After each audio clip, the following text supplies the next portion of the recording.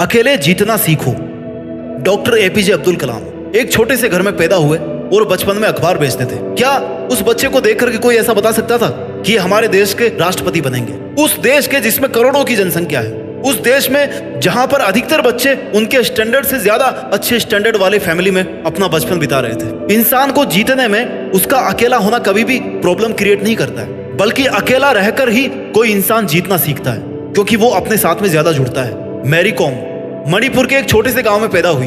Family गरीब थी, पैसा कम था, लेकिन बॉक्सिंग में उन्होंने वर्ल्ड चैंपियनशिप जीती।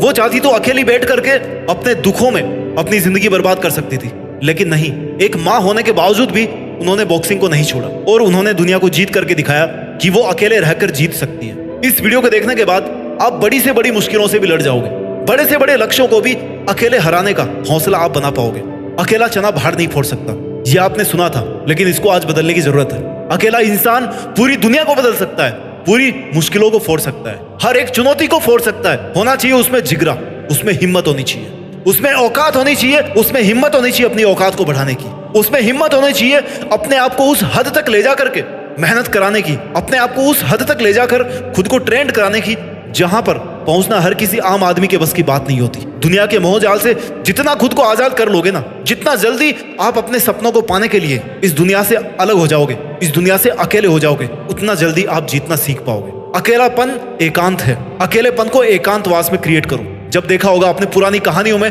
पुराने सीरियल्स में, जब कोई महान राजा कोई बहुत बड़ा डिसीजन लेता था ना, तब वो अपने आप को एकांत में रखता था, अकेले रह करके वो सोचता था। जब इंसान अकेला होता है ना, तो वो अपनी जिंदगी को हकीकत में ठीक से देखता है, अपने आसपास के माहौल को ठीक से देखता है। उसकी कंसंट्रेशन की पावर बढ़ जाती है, उसकी फोकस करने की पावर बढ़ जाती है। क्यों? क्योंकि वो अपने आप से जुड़ जाता है, अपने इमोशन से जुड़ जाता है, अपनी इंटेलिजेंस से, अपने थॉट से जुड़ जाता है। जितना आप अकेले रहोगे, उतना ही ज्यादा आप अपने आप को समझ पाओगे।